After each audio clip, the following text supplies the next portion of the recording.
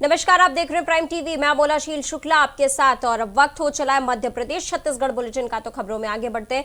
महंगाई की मार के बीच लोगों के लिए एक बुरी खबर। सरकारी तेल कंपनियों ने गैस सिलेंडर की कीमतों में एक बार फिर बढ़ोतरी की है। 14.2 किलोग्राम के बिना सब्सिडी वाले सिलेंडर के दामों में 25 रुपए तक का इजाफा किया गया है। वहीं दिल्ली में बिना सब्सिडी वाला एलपीजी सिलेंडर अब 25 रुपए महंगा होकर 819 रुपए का हो गया है। बता दें कि फरवरी में घरेलू एलपीजी सिलेंडर के दाम 3 बार बढ़ चुके हैं। सरकार ने 4 फरवरी को एलपीजी के दाम में 25 रुपए का इजाफा किया था। इसके बाद 15 फरवरी को 50 रुपए का और 25 फरवरी को 25 रुपए की बढ़ोतरी की गई।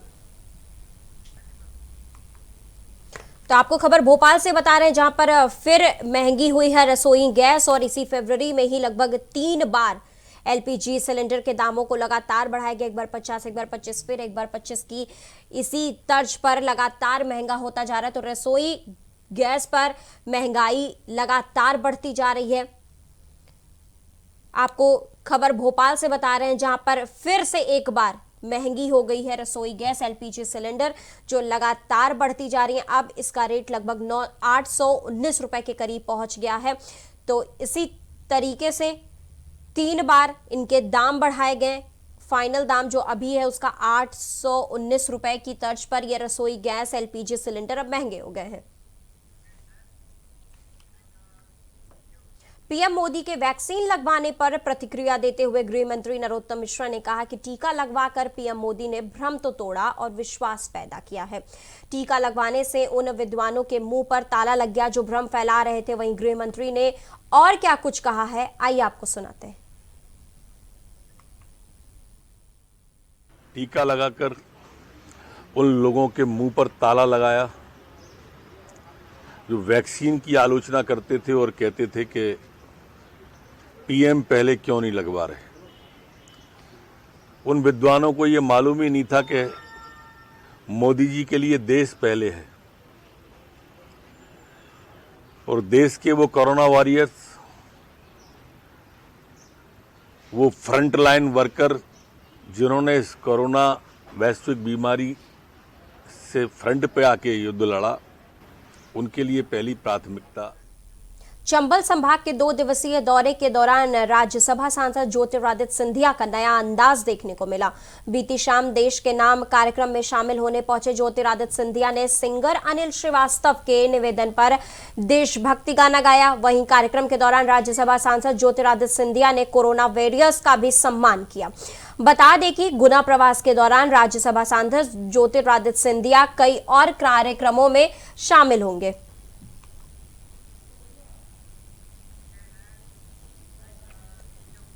उज्जैन के एडीजी योगेश देशमुख ने सभी पुलिस अधीक्षकों को महाशिवरात्रि के पर्व की तैयारियों को लेकर उचित दिशा निर्देश दिए हैं।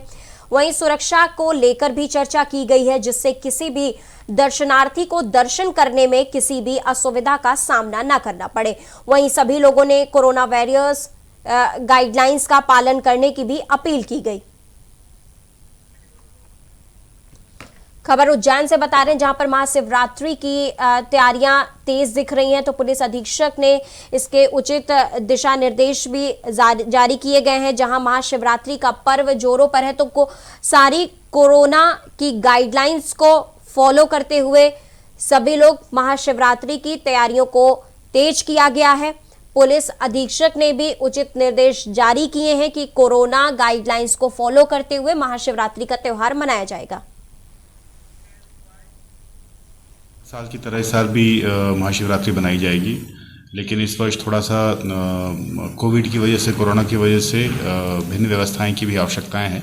सभी एसपीज को निर्देशित किए गए हैं। मैं और कमिश्नर दोनों इम्पोर्टेंट जगह राउंड भी लेंगे और जनता भी इसमें अपना कोरोना की गाइडलाइंस वगैरह का पालन करते हुए पूरी व्यवस्थाएं देखें। इसके लिए पर्याप्त बल की भी व्यवस्था की जा रही है। समस्त कार्यपालिक मजिस्ट्रेट्स, मंदिर प्रशासन और पुलिस की आपस में बैठकें जा। खाचरौद तहसील के गांव बुरानाबाद में 1 करोड़ 64 लाख रुपए के निर्माण कार्य का लोकार्पण हुआ है, जिसमें हाई स्कूल भवन, माध्यमिक शाला भवन, राजीव गांधी सेवा केंद्र व सामुदायिक भवन ग्राम वासियों को सौंपे गए। वहीं लोकार्पण कार्यक्रम में अतिथि के रूप में सांसद अनिल फिरोजिया व विधायक दिलीप गुर्जर शामिल रहे। कार्यक्रम में सांसद अनिल फिरोजिया ने कहा कि ग्रामीण जनों को हमें आत्मनिर्भर भारत से जोड़ना है। शीघ्र ही बटला की फसल से प्रसिद्ध खाचरौद क्षेत्र में बटला आधारित उद्योग की सौगात दी जाएगी, जिसमें क्षेत्र में रोजगार को बढ़ावा मिलेगा। नमस्कार। आप सबको विदित है कि गुना जिले ने कोरोना की लड़ाई बहुत ही सफलतापूर्वक लड़ी है और यहाँ कोरोना कभी भी अनियंत्रित नहीं रहा। यह सब आपके सहयोग से संभव हो पाया। मुझे यह बताते हुए आपको बहुत ही हर्ष हो रहा है कि शासन ने 1 मार्च से यानी कल से टीकाकरण की सुविधा आम जन के लिए प्रदान की है। इसमें 2 कैटेगरी है। 60 वर्ष से ऊपर के समस्त लोग इस टीका। कोरोना को लेकर गुना जिले की स्थिति पर चर्चा करते हुए कलेक्टर कुमार पुरुषोत्तम ने बताया कि गुना जिले के लोगों को द्वारा कोरोना की लड़ाई बहुत ही सफलतापूर्वक लड़ी गई है, जिसके कारण जिले में कोरोना नियंत्रित रहा है। हर्ष की बात यह है कि शासन द्वारा 1 मार्च से टीकाकरण की सुविधा आमजन के लिए प्रदान की गई है। वहीं टीकाकरण को लेकर डीएम कुमार पुरुषोत्तम ने और क्या कुछ कहा है, आइए आपको सुनाते हैं। के खिलाफ सबसे पहले अभियान चलाया था कमलनाथ जी ने, जब सरकार कांग्रेस की थी। जैसा आपने कहा कि भाजपा के कतनी और करनी में बहुत बड़ा अंतर रहता है।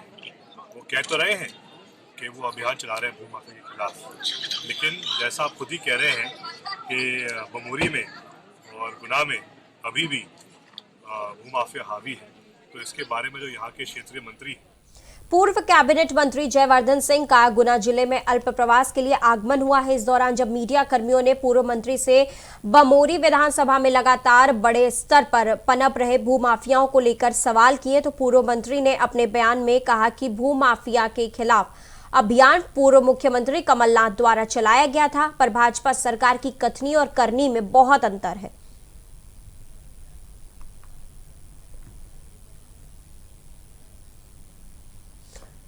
तो हमारे उज्जैन के एक वीर सपूत स्वर्गीय पंकज चावड़ा जी ने 4 बाहर से आए हुए दर्शनार्थियों को बचाने में अपने प्राण न्यौछावर कर दिए। तो आज उन्हीं पंकज चावड़ा जी के परिवार के किसी व्यक्ति को सरकारी नौकरी, आर्थिक रूप से 25 लाख रुपए और उनके जो 2 छोटे छोटे बच्चे हैं, मासूम बच्चे, उनकी शिक्षण की व्यवस्था किसी भी प्रतिष्ठित शिक्षण संस्थान में निःशुल्क करने की मांग को लेकर के आज हम आए। दूसरी हमारी महत्वपूर्ण मांग ये थी कि विगत कई दिनों से ये मुद्दा उठाया जा रहा है उज्जैन में कि जिला चिकित्सालय में और चरक भवन में मेडिकल माफिया जो हैं उज्जैन में, उनसे साठ-गांठ करके चिकित्सक लोग निजी अस्पतालों में मरीजों को रेफ़र कर रहे हैं, छोटी से छोटी बीमारी के लिए भी। तो हमारी ये आज ये कलेक्टर साहब से मांग की है हम लोगों ने कि उन चिकित्सकों पर और कर्मचारियों पर कड़ी से कड़ी सिवनी में ट्राइबल वेलफेयर एसोसिएशन धरोना द्वारा पुरानी पेंशन बहाली को लेकर हजारों की संख्या में कर्मचारियों ने एकत्रित होकर पुरानी पेंशन बहाली की मांग की है, जिसमें प्रदेश भर के अलग अलग स्थानों से आए कर्मचारियों ने पुरानी पेंशन बहाली की मांग की। वहीं कार्यक्रम को संबोधित करते हुए ट्राइबल वेलफेयर टीचर्स एसोसिएशन के प्रांतीय अध्यक्ष डीके सिंगोर ने नवीन पेंशन योजना को कर्मचारियों के लिए दुखदायी बताया। उन्होंने कहा कि नेताओं को पुरानी पेंशन दी जा रही है तो कर्मचारियों को भी पुरानी पेंशन दी जानी चाहिए।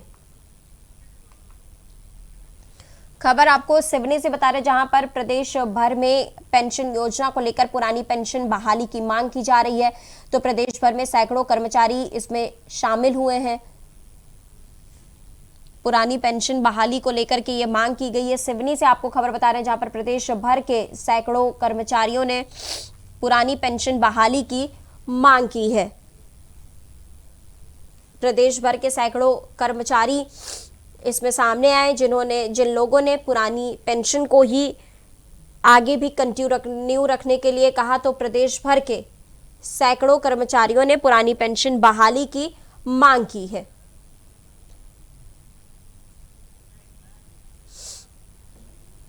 गुना वन मंडल में लगातार हो रही अवैध कटाई और अतिक्रमण की खबरें लगातार सामने आ रही हैं।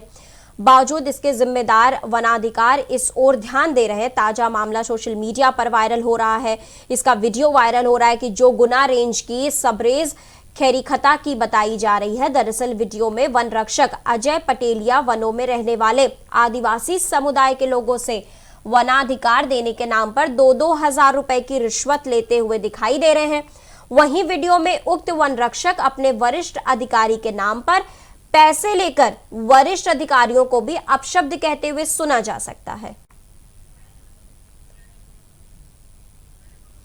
तो आपको खबर बता रहे हैं कि जो एक वीडियो रिश्वत लेते हुए एक वीडियो वायरल हो रहा है, जिसमें वन रक्षक की करतूत सामने आई है कि इसमें रिश्वत लेते हुए ये वीडियो वायरल हुआ है।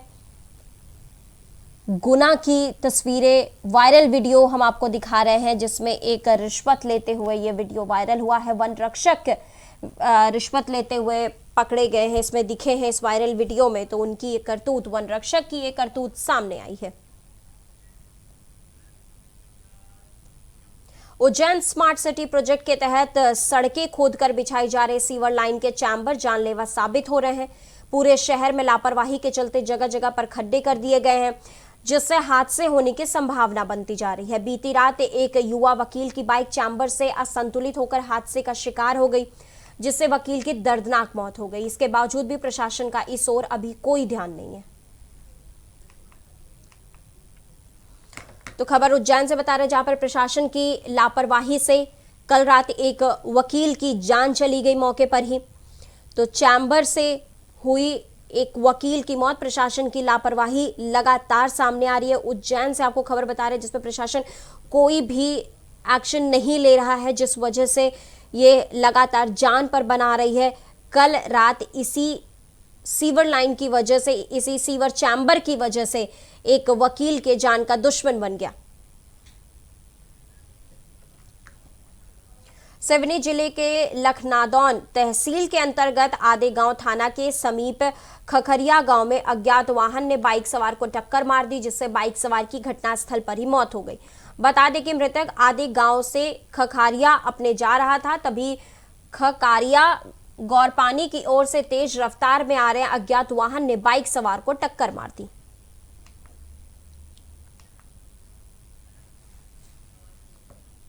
उज्जैन के बड़नगर थाना क्षेत्र में एक युवक की दुर्घटना से मौत हो गई, लेकिन परिवारजनों का आरोप है कि युवक की हत्या की गई है। परिवारजनों ने बताया कि 16 बीघा जमीन एक जैन परिवार को भ्रमक के पिता भंवरलाल माली द्वारा बेची गई थी, जिसका लेन देन काफी समय से चल रहा था।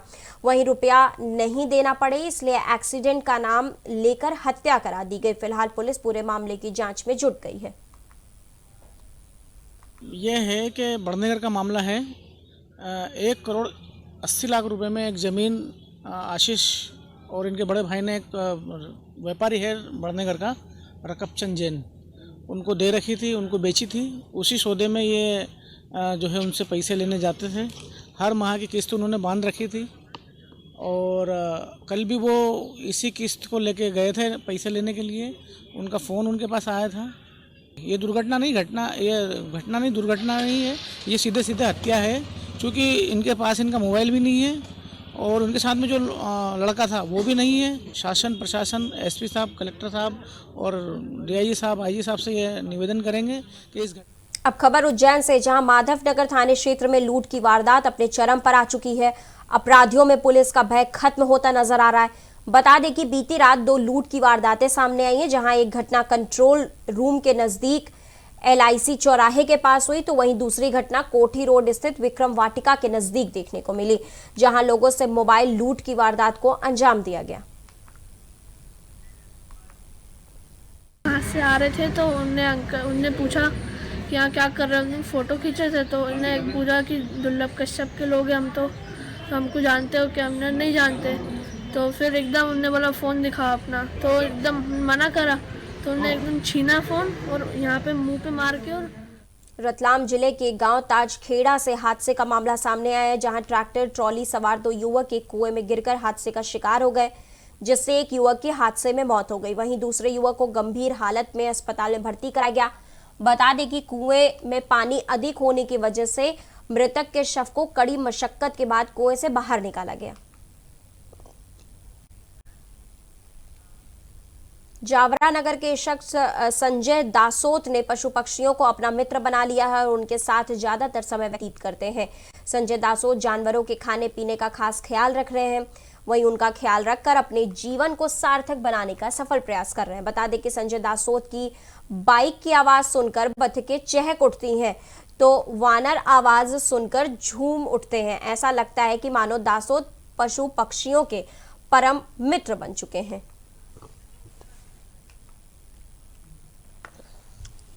तो जावरा से आपको खबर बता रहे हैं जहां पर एक पशु प्रेमियों का एक अनोखा दास्ता सामने आया है कि जिसमें एक व्यक्ति पक्षियों के साथ इस तरह से घुल मिल गए हैं कि उनकी आवाज़ें सुनते ही, संजय दासोत उनका नाम है, जिनकी बाइक की आवाज़ सुनते ही तो बत्तखें चहक उठती हैं तो वानर आवाज़ सुनकर एकदम झूमने से लग जाते हैं। तो ये एक जावरा का खबर हम आपको बता रहे हैं जिसमें पशु प्रेम की अनोखी दास्तां हम आपको दिखा रहे हैं कि पशुओं पक्षियों का वो खास ख्याल रखते हैं, उनके खाने पीने का खास ख्याल रखते हैं। जब उनकी बाइक की आवाज़ होती तो बत्तखें काफ़ी खुश हो जाती हैं, झूमने लगती हैं, वानर झूमने लग जाते हैं। तो ये एक जावरा से आपको खबर बता रहे हैं जहां पर पशु प्रेम की ये अनोखी दास्तां।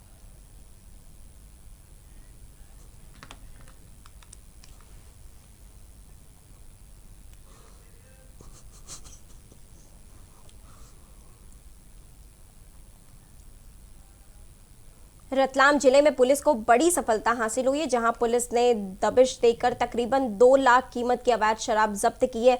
दरअसल ताल थाना पुलिस को मुखबिर से गांव दौलतगंज से अवैध शराब की सूचना मिली थी, जिसके बाद सूचना पर ताल थाना प्रभारी ने योजनाबद्ध तरीके से आधी रात को गांव में दबिश दी।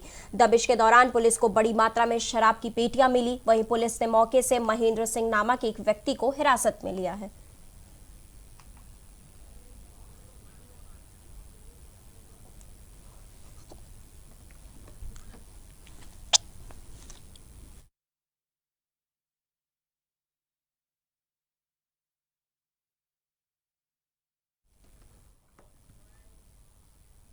हम लोग रात में गश्त कर रहे थे तो मुझे ताल फंटे पर मुखबिर द्वारा सूचना मिली थी कि ग्राम दौलतपुरा में महेंद्र सिंह पिता कालू सिंह अवैध शराब, अंग्रेजी राजस्थान की अवैध शराब का भंडारण कर रहा है और छुपा के रख रहा है दूल्हे सिंह के बाड़े में। तो मैं फोर्स के हम दौलतपुरा पहुँचे जहाँ पे महेंद्र सिंह पिता कालू सिंह के कब्जे से 41 पेटी अंग्रेजी राजस्थान की शराब उसके कब्जे से जब्त करी और मौके पर सब जब्ती की कार्रवाई करी। सैलाना नगर की पीएचई ऑफिस के पास स्थित मुक्तिधाम में एक शिक्षक संजय थापक की जहर खाने से मौत हो गई। मृतक ने मरने से पहले अपने दोस्तों को सूचना दी थी कि उसने जहर खा लिया है। वहीं मृतक के पास से सुसाइड नोट मिला है जिसमें अजय गवली नामक व्यक्ति द्वारा प्रताड़ित करने से खुदकुशी करने का उल्लेख किया गया। फिलहाल पुलिस मामले की जांच कर रही है। तो आपको खबर सैलनाना से बता रहे जहां पर युवक ने एक जहर खाने से उनकी मौत हो गई। शिक्षक बतौर ये काम कर रहे थे।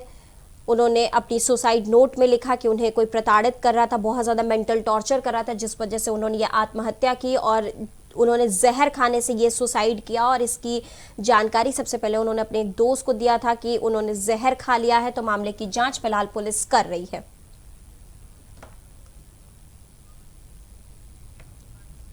तो खबर आपको बता रहे हैं हम जहां पर एक युवक ने जहर खाने से उनकी मौत हो गई है। फिलहाल पुलिस पूरे मामले की जांच में जुट गई है।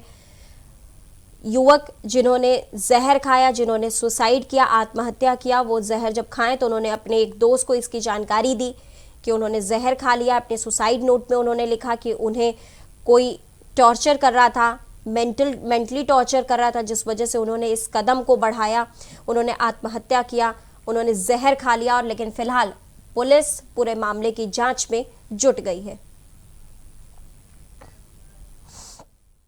ये थाना सैलाना अंतर्गत एक संजय पिता रामकृष्ण थापक हैं। ये सैलाना के रहने वाले। कल जहर की सूचना पर उनको अस्पताल सैलाना में ले गए थे, जहाँ से उनको रेफर किया था सीएच रतलाम के लिए। रतलाम में उनकी डेथ हो गई है और थाने पर मुकदमा कायम कर उनकी डेथ के कारण की जांच की जा रही है। दूसरा एक ये जानकारी भी है कि उनके पास कोई सुसाइड नोट मिला है। उस सुसाइड नोट और बाकी जो तथ्य हैं, जो साक्ष्य हैं, उस आधार अब खबर भोपाल से, जहां शराब पार्टी का वीडियो तेजी से वायरल हो रहा है। वीडियो वीआईपी रोड के नीचे बड़े तालाब की बताई जा रही है, जहां 6 से 8 युवक नाव में बैठकर शराब पीते दिखाई दे रहे हैं। वहीं सबसे हैरत की बात यह है कि इलाके में ज्यादा पुलिस की गश्त के बावजूद इस तरह की घटना सामने आई है, जो अपने आप में पुलिस पर सवाल खड़ा करती है। तो खबर आपको भोपाल से बता रहे हैं, जहां पर एक शराब पीते हुए वीडियो वायरल हुआ। नाव में बैठकर शराब पी रहे हैं युवक, जहां पर ये वीआईपी रोड के नीचे का एरिया था, जहां पर नाव में बैठकर कुछ युवक शराब पी रहे थे। बात ये कहने वाली कि यहां पर पुलिस का इन्वॉल्वमेंट ज्यादा रहता है, ये पुलिस एरिया ही माना जाता है, लेकिन उसके बावजूद वहां से इस तरीके की तस्वीर वायरल हो रही है कि कुछ युवक नाव में बैठकर लगातार शराब पी रहे हैं, लेकिन पुलिस का इस पर कोई जोर नहीं है, कोई एक्शन नहीं है। ये वीआईपी एरिया माना जाता है। वीआईपी एरिया का ये वीडियो वायरल हुआ है, जहां पर कुछ युवक नाव में बैठ करके लगातार शराब पी रहे थे। पुलिस एरिया माना जाता है, पुलिस सिक्योरिटी एरिया ये माना जाता है, जहां पर पुलिस की तैनाती ज्यादा से ज्यादा रहती है। तो उन्हीं के सामने इस तरीके का ये वीडियो वायरल हो रहा है, जिसमें युवक लगातार नाव में बैठ करके शराब पीते हुए दिख रहे हैं, लेकिन पुलिस का कोई एक्शन इस पर नहीं लिया गया है। इसी के साथ ही मध्य प्रदेश छत्तीसगढ़ बुलेटिन में फिलहाल इतना है, लेकिन देश दुनिया की तमाम खबरों के लिए आप लगातार बने रहिए प्राइम टीवी के साथ।